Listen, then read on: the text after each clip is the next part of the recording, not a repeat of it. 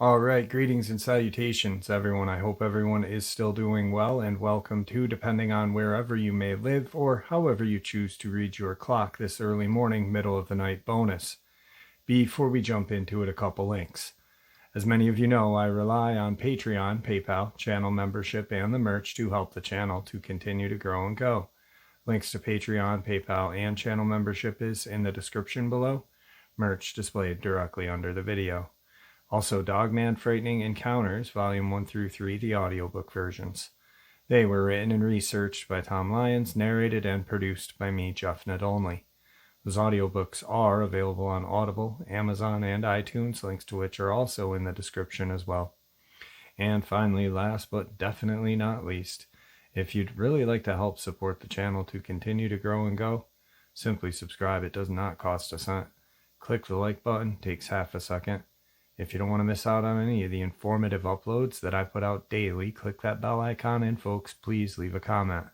Why? Well, because all of these things really do help the channel to continue to grow and go. And yes, folks, they definitely do matter. Now, everyone, I have taken far too much of your time. Let's jump into this early morning or middle of the night bonus upload, shall we? Tonight's first experience. This happened to me in January of 2019 in western North Carolina around the small town of Silva. I was participating in a week-long program to get certified as a first responder for the wilderness first aid and rescue. I'm studying to be a forester, and it's important to know how to keep people alive in the woods when things go wrong. There are two primary locations in the complex. A classroom with some bathrooms and a kitchen where we spent most of the day in class and ate our meals, and a group of one-room cabins on top of a steep hill directly north of the classroom where we would sleep. An important thing to note about the cabins is the heating system. Each cabin has a small but powerful radiator in it that makes the cabin feel like a sauna if left on for too long. Since it was January in the Appalachians, it was pretty chilly outside at night, so the heat was needed in order to strike a balance between boiling in our beds and getting hypothermia. We would turn the radiator on and leave the window open so that the warm and cold air would circulate and create a reasonable temperature. Don't get on me about the waste of power. I didn't like it either. The radiator and the open window were at the front of the cabin, next to the door, and my bed was directly across from the window. The incident happened on the 5th day, a Thursday, of my time being there. My boyfriend and I, who was also enrolled in this program, had settled down for the night in the cabin we shared with one other person. We had gone to sleep as normal, and we were sleeping soundly on two bunks that we had pushed together so we could sleep next to each other. Sometime during the night, I was awoken by some shuffling on the other side of the room near the window. I heard my boyfriend say in a complaining voice, "Can't we close this window? I wake up feeling frozen." I woke up more and sat up in my bed, groggily, about to answer him, when I heard another voice. "If we close the window, it'll get too hot and we'll wake up sweaty." I snapped awake and froze where I was sitting. The voice that had responded was my own. There's something very strange and wrong in hearing your voice repeated back to you. In the dark, I looked down next to me where I saw my boyfriend sleeping soundly. At this point, a mortal dread had a tight grip on my chest, and I forced myself not to move or even blink. I was focused intently on the place near the window, fearfully anticipating more of my own words. I heard more shuffling outside of the window, and my same words were repeated. "If we close the window, it'll get too hot and we'll wake up sweaty," followed again by my boyfriend's voice. "Can't we close this window? I wake up feeling frozen." Towards the end of that last repetition of my boyfriend's words, there seemed to be an unevenness in the enunciation, like raising and lowering the pitch slightly. I remained frozen in my bed, feeling my hand fall asleep in a propped-up position. I sat there for what felt like 15 to 20 minutes, listening to whatever it was shuffle around in front of our window, separated from me by some odd 10 feet and window mesh. Eventually, the shuffling became more frequent, and a weird mumbling sound came from outside of the window, with no real words being said, or none that I could make out. This particular behavior didn't last long before the shuffling sound moved to the left of the window to the door, where a scratching sound began to manifest. As the sound moved, I saw a silhouette of a medium-height 5'6" figure that moved in an uncanny way, like when a baby animal tries to walk for the first time but isn't quite strong enough to stand up correctly. It sounded like someone was scraping some dry sticks against the wood of the door, not aggressively, but kind of like impatient, like a dog asking to be let in. This scratching slowly moved around the cabin, stopping when it reached the wall that I was closest to. My ears were strained to hear anything that might indicate further action, but all I could hear were footsteps on the dry leaves. The footsteps eventually moved away from our cabin and down the other side of the hill, and didn't return for the rest of the night. I stayed unmoving from my position for at least another half an hour before my body readjusted itself slightly, letting blood flow back into my asleep limbs. I was wide awake until my boyfriend's and my other roommate's alarms went off sometime before dawn to get ready for the day, which felt like maybe 2 hours, but I could not be certain because I didn't have a clock. My boyfriend was surprised that I was awake before him, as I am typically a late sleeper. But I just told him that his alarm woke me up and tried to act somewhat normal. We got up and got ready for our day, but I refused to leave the cabin until the sun began to peek over the mountains. For the rest of the week, I was on edge and felt like there were eyes on me whenever it was relatively dark outside, though I am not sure how much of that was raw paranoia. In the day following the incident at night, I had realized the lines that were repeated to me by my voice were part of a conversation that my boyfriend and I had earlier in the week, and I came to the conclusion that whatever it was had been outside of our cabin and heard us talking. This scared me a great deal, as I also realized that it had likely been lurking there in the following nights as well without us realizing it, and might do it again for the remaining nights. Though it ended up not coming back, I waited to tell my boyfriend about this until we had left the program because he scares easily, and was already a little weary of walking in the woods at night up to the cabins. It should be noted that I know this not to be sleep paralysis, as I've had them before, and they are nothing like this. Not to mention I was able to move. Today's second encounter. It was around 1999, and I was living in very rural upstate New York. If you don't know or have never been to the Catskill Mountains, it is small town after small town surrounded by forest and farmlands.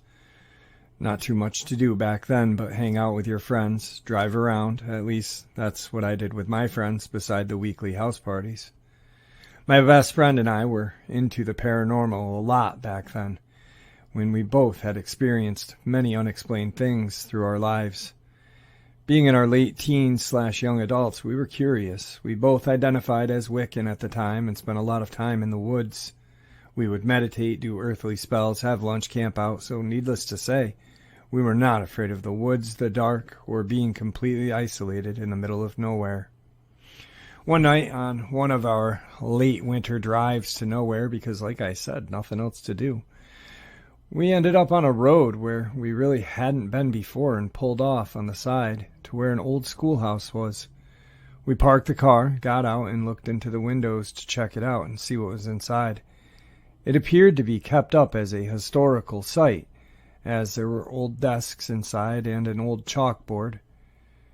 It was really neat, but we did have a creepy feeling that you get at places where the veil is thin. So, of course, we returned there several times after, just to get to that place. A few times we went during the day with some other girlfriends to check it out.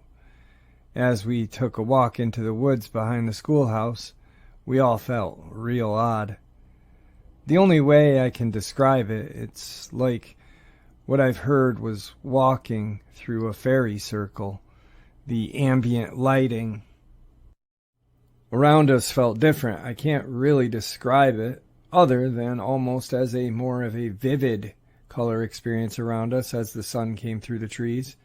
We didn't think we were there all that long, maybe an hour or so, but when we returned to the car, it had been several hours, and it was early evening, maybe 5 or 6 p.m. We got there around noon. One time, my best friend and I had gone up there at night again. We were sitting in the car just talking, drinking our gas station-bought cappuccinos purchased for our nightly drive, and we kept hearing this tap, tap, tap sound. Out loud, I said, "Knock it off," to the nothing that was there. Right as I say this, we hear what we could only describe as children's feet running away from behind to the side of the car. It freaked us both out, and we got the heck out of there. There was no way anyone was there. Like I said, this was a rural main road to the dirt road pull-off. Completely pitch black, no street lights, no cars going by in the distance or anything. If someone did show up, they would have to be walking in the dark for miles to get there. And it certainly wouldn't be what sounded like a child running around the car. Kind of sad when you think about it now. I certainly hope it wasn't a roaming spirit of a child gone too soon from this place.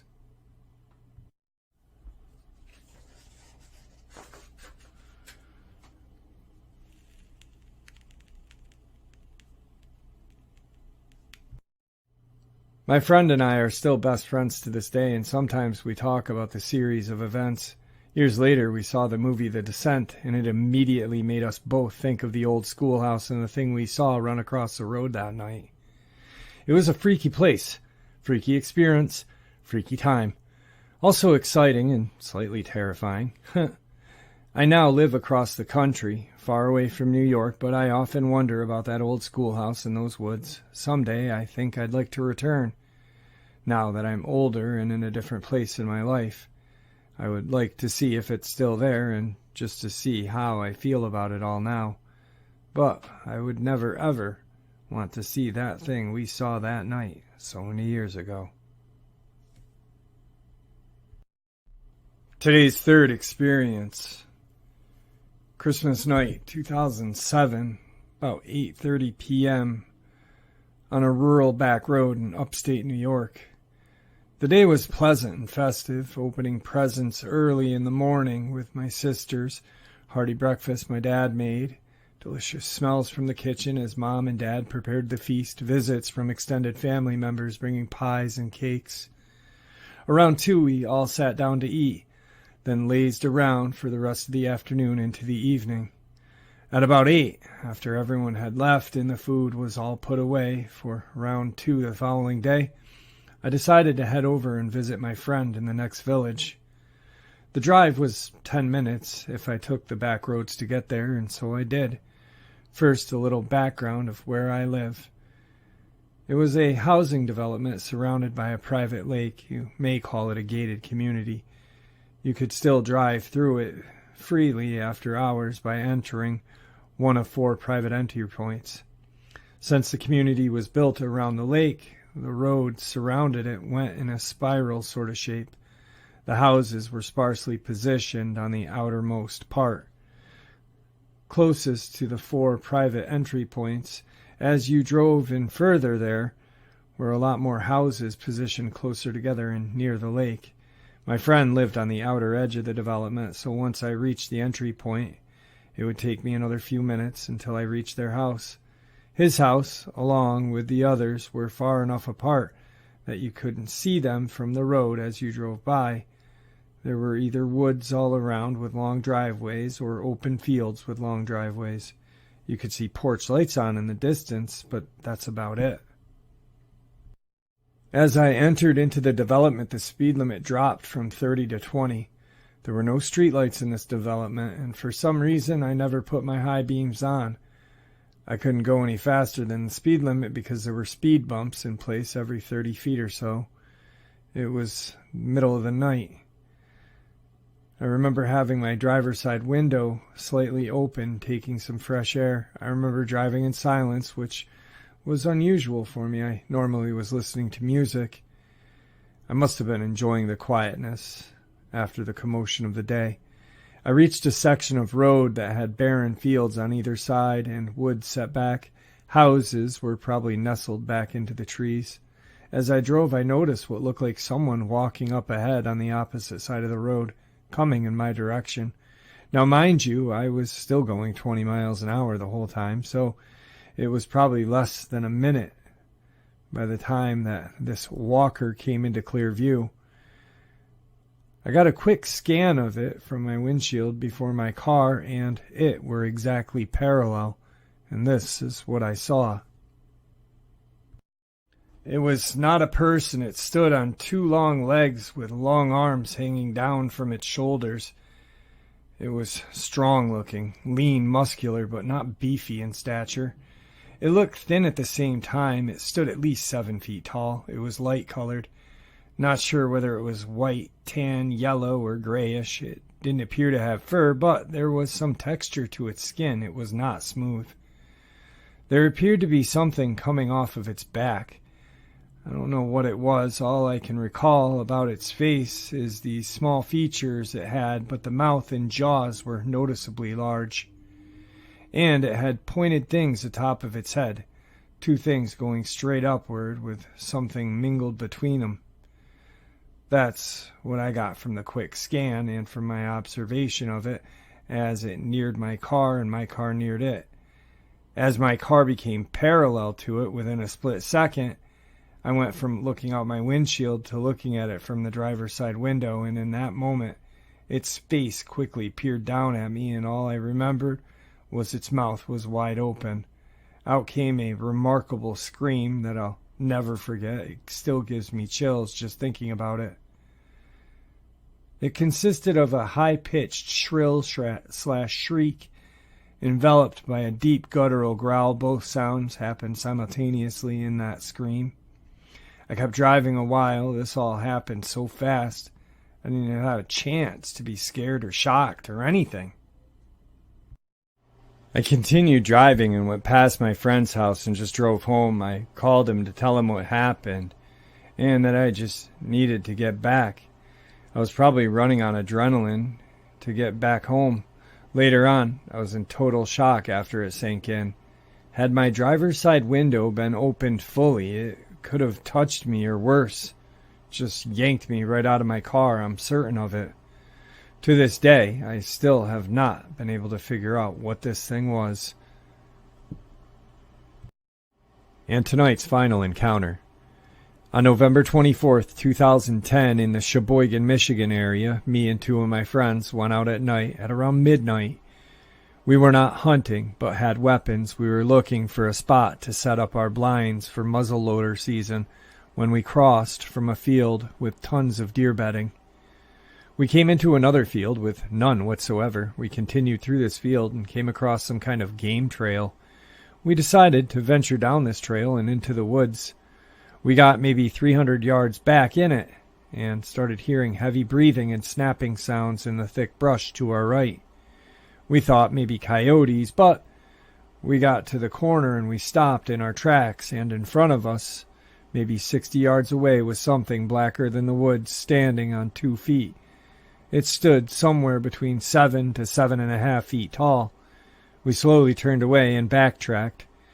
Before we got to the field, the same thing was in front of us again.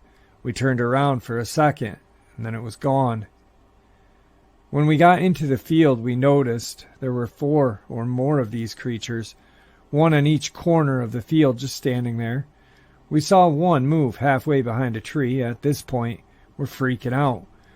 We made our way through the field and got to the edge, and there was one standing directly in the middle of the trail, entering the woods.